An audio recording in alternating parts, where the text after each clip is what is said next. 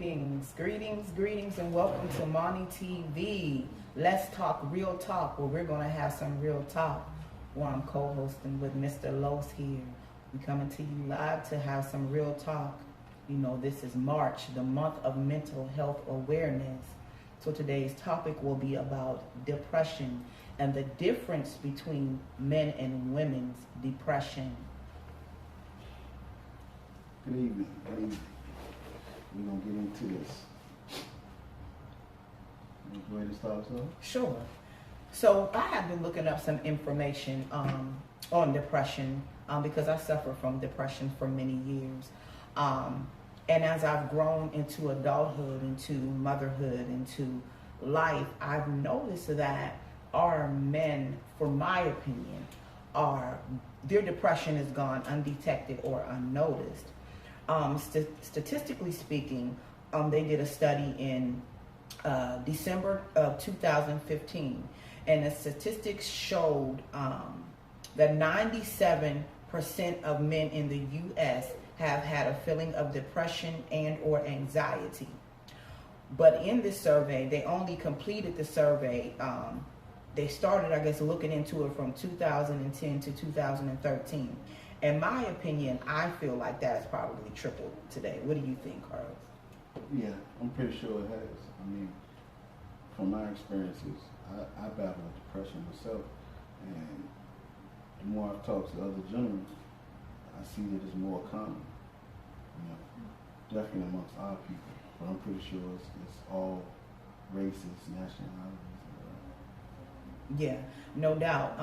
It said 1 out of 3 actually went to get help or took medication. It said 1 out of 4 men actually went to speak to someone like a therapist, their pastor, or someone concerning their depression. It says 30.6% suffered from some form of depression in their lifetime. I would say that I've encountered a lot of men because I encounter a lot of people networking and things and just speaking to them about depression. And one thing I've noticed, a lot of them, because of the upbringing, a man is created to be strong. He is not to be looked upon as weak. And for some reason, identifying with depression in the male gender is looked at to be weak, or you're shunned, or you're some form of outcast amongst uncles, fathers, brothers, other comrades, and I don't understand that. Can you elaborate, like, why do you think that is? Well, for one, being a man, a lot of us growing up, we think that showing vulnerability is being weak, and being a man, I think naturally we have this pride thing, and and it's a lot of times we don't have someone to talk to about those type of things, because it's very common to have depression and things like that. But what also is common is not having someone that to be able to be like, hey, it's okay to have those. I had those same issues. And this is a good way to combat it. Yeah, I can't see you. I just want you to be in the camera. What I was going to say is, it also says, statistically speaking, it says although there are known effects of treatment, only about 76% to 85% in low to middle income countries, as well as communities, receive no treatment. That is a high number. 76 to 85% of men receive no treatment. And sometimes we wonder why the jailhouse is full, or why there's so many suicides, or men going postal. That is a lot. 76 to 85 percent receive no treatment, go undetected. Rather they need meds or just need a coping mechanism or coping skills. That is alarming, because I'm raising 2 men children. I am raising 2 boys. So with that being said, and one entering into manhood, just turning 18, and I know that he suffers from depression. And a lot of that is because of me. And what a lot of people don't know, but the studies have been found it out, and I study a lot myself anyway, being pregnant with him, by me suffering from the worst form of depression with him, they said 9 times out of 10 that he was going to suffer with it because they feel everything the mother feels. Right. And I was so depressed to the point of suicide, pregnant with him. So he suffers with it. Even though I would speak to him about it, and he denied it. And finally at like 15, getting ready to turn 16, he said, yeah, Mom, I am depressed. And I said, well, what do you want to do? I said, it's nothing to be ashamed of. If you're depressed, we'll talk to someone, or you can get help. I wanted him to feel that it was okay and know that it was normal to admit that and be okay with being in his feelings, as we call it. I did a vlog on my channel about that statement, being in your feelings, because you need people to be in their feelings so they can identify with what the heck they're feeling, right, so that we can get to the root of it. And I hate that people use that in such a negative term, but identify with your feelings, because so many men are not identifying because they've been told, oh man, you better not be crying, or you ain't tough. Right. Who says that? So what outlet do you have? We were created, the Creator created us to cry as a form of an outlet of, right, anger, of pain, of rage, of sadness. I call it tears of cleansing, and right, everyone needs to do it. Definitely.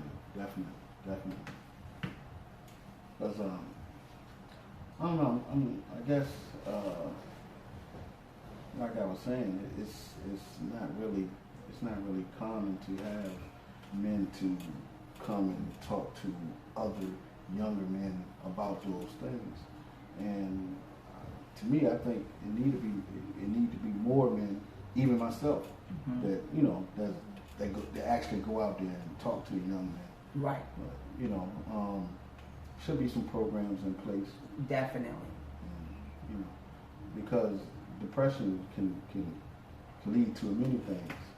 I know me personally, depression, it leads to anxiety with me, and I struggle with anxiety at times. I as well. Yeah, mm-hmm, and depression is one of the things that triggers my anxiety, mm-hmm, big time. Mm-hmm. And when I was in school, my mom, she found help for me, mm-hmm, but I kind of rebelled, because I was mm-hmm, like 14. Mm-hmm. And I was like, nah, I don't want to do that. Mm-hmm. I'm good. And quite naturally, it got worse as I got older, mm-hmm, because as you become an adult, you have more stress, yes, more bills, more responsibility. Exactly. And all that did was make my, mm-hmm, situation worse. Mm-hmm. And I still, I go to somebody right now, mm-hmm, so, mm-hmm, and it helps a lot. Mm-hmm. Mm-hmm. So I tell my kids and whoever else I can speak with, that it's common. It is.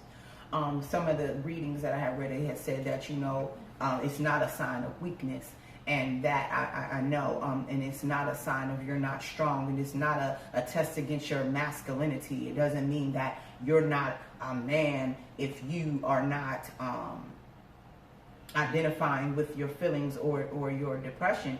It means that you need to do that. And I kind of feel we're going to go a little deeper because we're talking overall, but I want to talk about, because we're African Americans, and we are, and we have a lot of people attached to us, I feel, that are in the same boat as us, like Hispanics. I feel like, and I also said I believe that some of the Pakistani, Arabic customs where they're very hard on their males. To speak from our culturalistic point, I would say I feel like there is a difference in depression in black women and black men. Now, I'm not saying that we all are not falling in a form of depression, but what I feel is like our race is more likely to never ever deal with it. Right. To take it to their grave, be half crazy to their grave, to shoot up, kill their girlfriend, whatever it is. I feel like the remedy has been not rectified, and we have no course of action concerning our black men, our black boys. I feel like it has been swept under the rug and gone undetected for so long, till we have a generational curse, if you will, that proceeds to each generation, and I'm just like, okay, when are we going to admit that Grandpa and them got that mentality from Massa? Definitely. That you got to get out in that conflict. You better not shed no tear. You better get out there. Listen, we've been free. And we are free. In Definitely. order to stay free, we have to keep our minds free. Definitely. And we have to know that this is something that has to be dealt with. I have a very close friend of mine in my hometown. I don't name names, but it was shocking that he was a very well-known guy, very handsome man, beautiful children, beautiful family, a giver, a kind-hearted man.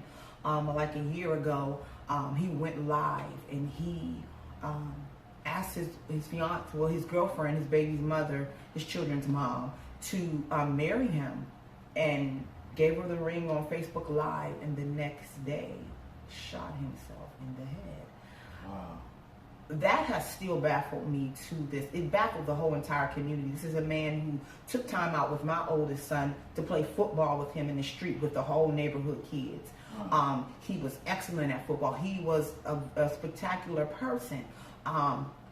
Loving spirit, giving spirit. So my thing that just grabbed me was what transpired in less than 24 hours, which something had to be continually leading to the point. Right. But what was so traumatic in that short period of time that you went from an engagement to ending your life? What happened? And then the shattered pieces that you leave behind for that mother, that loved you that much, the shattered pieces of your children. Like, what made you, what happened? What did we miss as a community while you were giving to us and to our children? What did we miss? What didn't we detect? That bothers me because I hate to have been in the presence or been blessed to be in the presence of a person and I missed it. You know what I mean?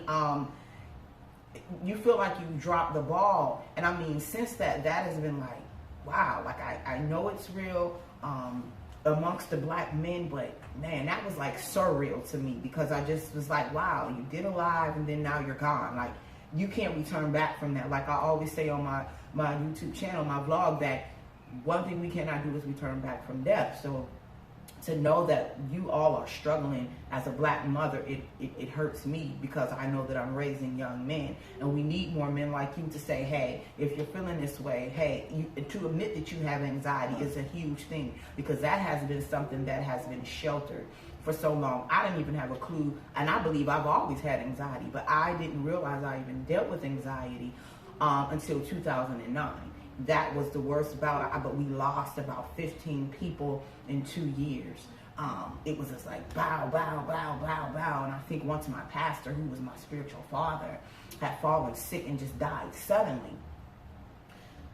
That traumatized me. This was a man that I could text. I could say, Pastor, this is, and he knew who I was. He knew, despite my flaws, I could be real with him. Like he could say, well, I think I want to put you in the pulpit today to pray over the people. Pastor, I still smoke Newports.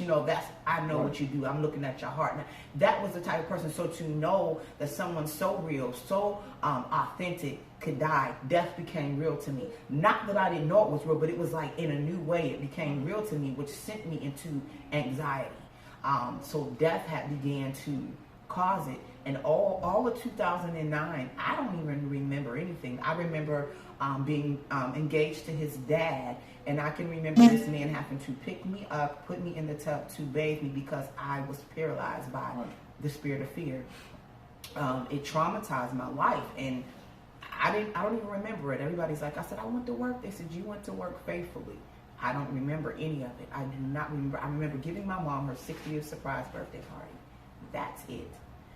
Other than that, and I remember going before the party, anxiety hit me, and I remember laying down in his apartment floor, like, y'all just go ahead. And he's like, no, we gonna pray through this.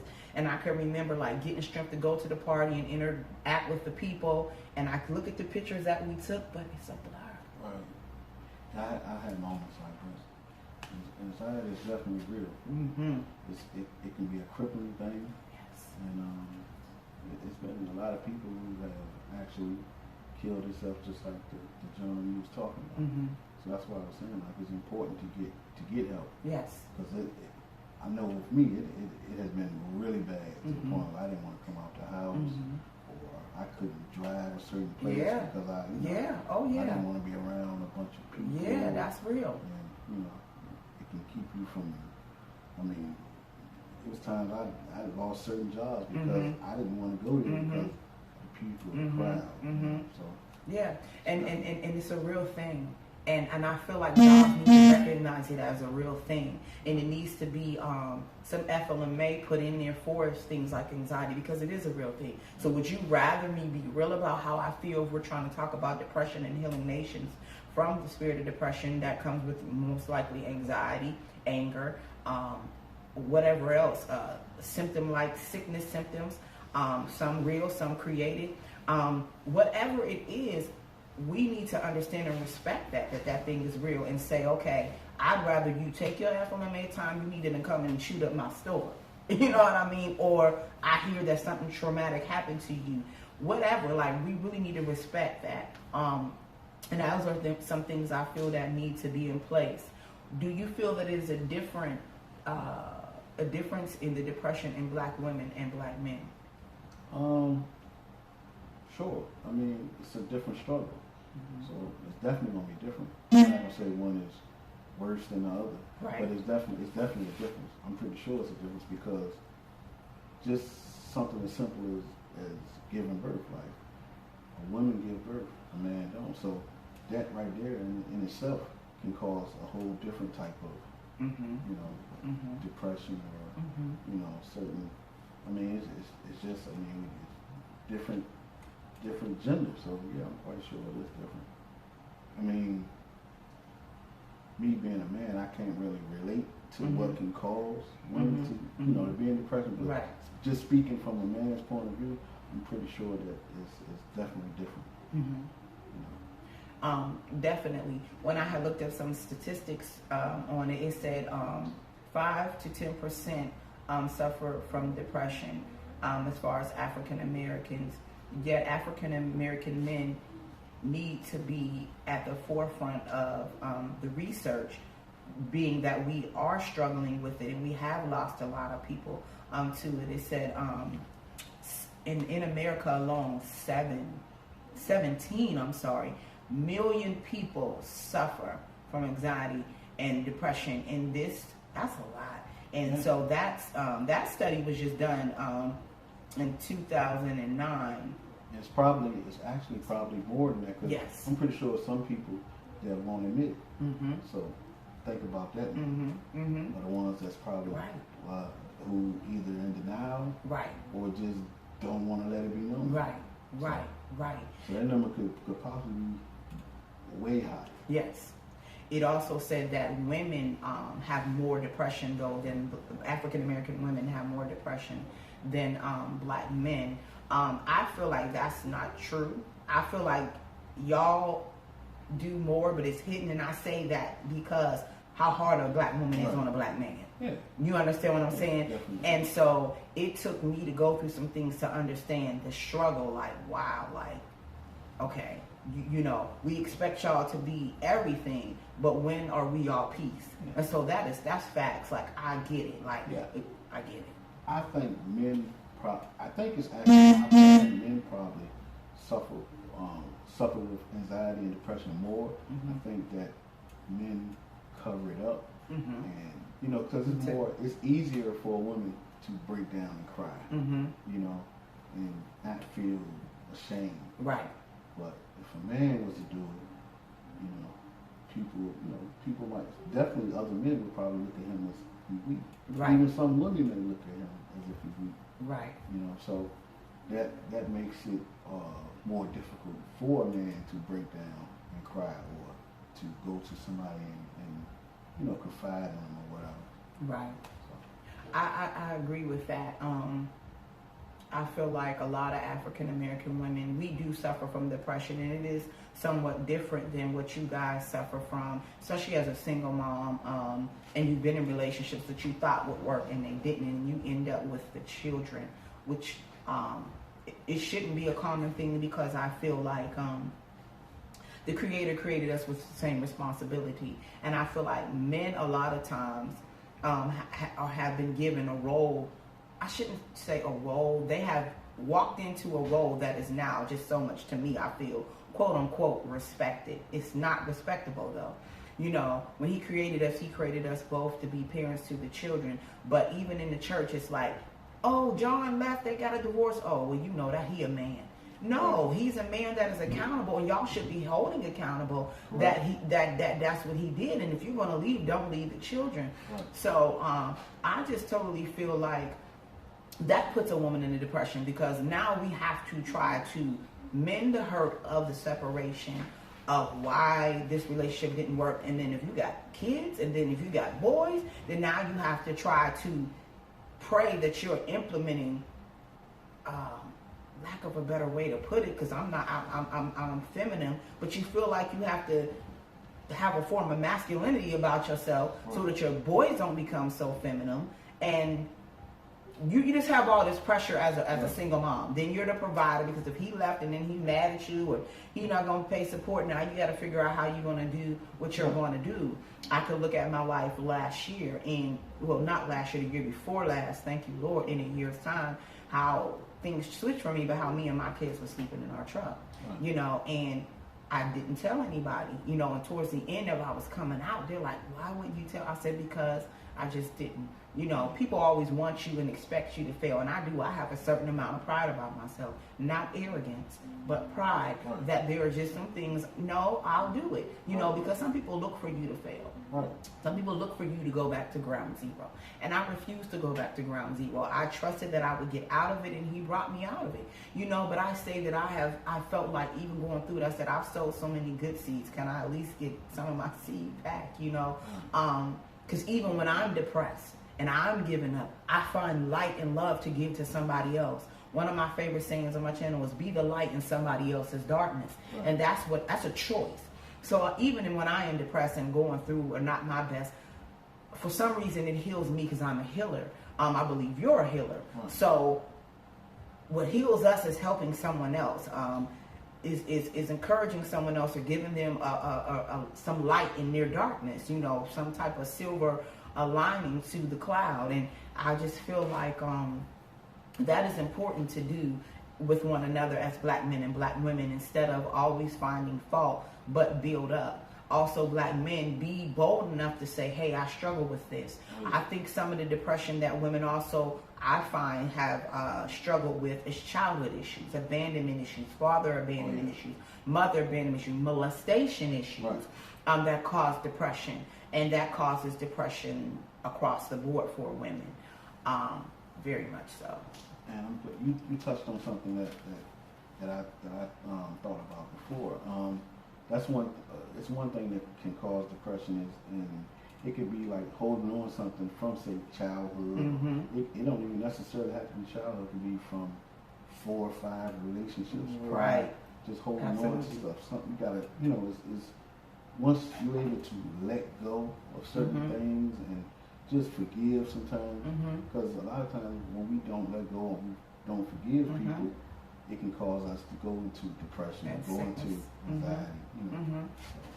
And forgiveness is always for you. It's for me. Exactly. It's for us, because regardless of whatever they do, it's for me. Because I'm freeing my own self, and so I had to learn that. And even though this person recently just came back and slapped me in the face again after all these years that I trusted the person again, I still have to learn how to forgive. Will I still feel like I want to slap fire from them? Oh, yeah. And some say, well, that means you don't forgive. No, that doesn't mean. That just means that I know what I know and don't get too close to me, because this is it, And so I am grateful to be able to have weaned through depression. My first time, I was depressed from a little girl, and I was physically abused by my stepfather, who beat me because I wasn't his child. So probably about 2nd grade, that's where the root of my depression comes from. I was thrown down flights of stairs, whole handprints left in my face, choked out because the dishes wasn't done, and that was when crack cocaine first had came out. So we didn't know what the man problem was, but he was strong. It began to get on crack back then in the 80s. And so I can remember him hearing my mom almost every night getting drugged.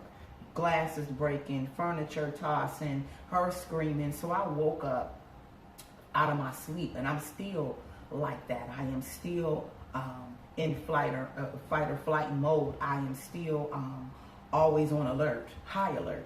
because I had to sleep like that, because I knew once he was done with her, my bedroom door is going to be open, and then I'm getting woke up out of my sleep having to go to school in the morning and do somebody's dishes because you partied all night and you felt like this 6-year-old, 7-year-old kid needs to do all your dishes of the 12 people you had partying all night. So my depression came from that. The first time I think I tried to commit suicide, I was about in the 3rd grade. And I just didn't like life, you know. And then I kept praying. I was always raised in church, so I kept praying, Lord, you know, please help me get out the situation. And I can remember sleeping with a knife, like the knife you get here. I started sleeping with a knife like that in the 4th grade, and I remember saying, if he comes in here again, Lord, you know, and I always believed, I just said, I'm killing him. And you know, from that night forward, that's what I always tell people, he know me. I ain't worried about, he created me, he know every inch of me, and he protects me, because from that 4th grade, that man never came back, and then shortly my mom finally got rid of him. But I started sleeping with a knife, like, and I knew in my heart he was gone. I didn't care. I was going to kill that man. And so because of my love for our Creator and His love for me, that was it. And to this day, he knew that it was going to be done. So he didn't allow him to come in, because it was purpose in my heart to do it, because I was tired. So once that happened, my mom finally got rid of him after my aunt had said, he left his handprint in my face. And one of my favorite cousins, she's like my sister, she happened to come to the house, and I'm in the chair doing dishes. He had just got done slapping me. And she said, mind you, I'm at the kitchen praying that my aunt and them coming to town, because they lived like an hour away. And she came in the house, and she's like, hey, Moni, da, da, da. And she turned around, and she seen his whole face. She said, is that a handprint in your face? And I just started crying. She was like, nope, we're going down Mama's. That was what we called my grandmother. And so she said, I'm tired of this, Mommy. I can't hold the secret no more. Da, da, da. Look at her face. So my aunt told my mom, look, you signed up for this. She didn't. I'm going to take her from you. Now, you either going to leave him or whatever you're going to do, but she doesn't have to be a part of this. And I remember my aunt saying, do you want to come live with me? And my mom gave me this look like Yvette, and I said, yeah. And I'm like, yeah. You know, so from that, she got herself together, so I didn't have to go with my aunt. But these are the things that was the root of my depression. So, wow. So we have to identify with the root. We have to be real in order to heal. Definitely. That's what I agree with you. I think, the first step is to identify it and, you know, point it out, and then once you identify it, then you can pretty much work on, you know, fixing it. Yeah. So I just want to say to anybody out there, you guys, don't be afraid to admit it. Don't be afraid to be real enough with yourself in order to heal yourself. Go talk to somebody. Suicide should be the last alternative. I love my life today. I'm glad that I never succeeded. Life is worth living. You are awesome. You are great. You are created for greatness. You just have to tap into that greatness within yourself. Know that no one defines you. You define you. Don't allow anyone to do that, because once you do that, they have taken your power, and you own your own power. So walk heavy in knowing that you are awesome and that you can receive help. Call somebody, call out to a friend when you feel like there's nothing else you can do. If you're struggling with anxiety, come on YouTube. They have so many videos that have helped me that deal with anxiety. They're affirmations. Type in affirmations for anxiety.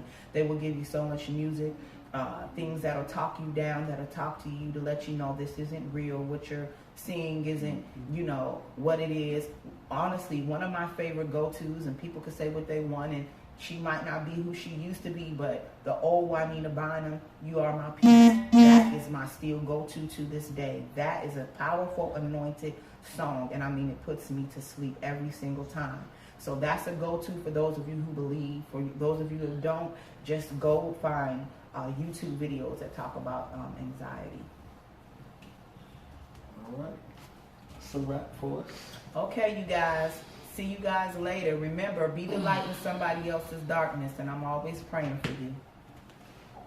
All right. Till next time.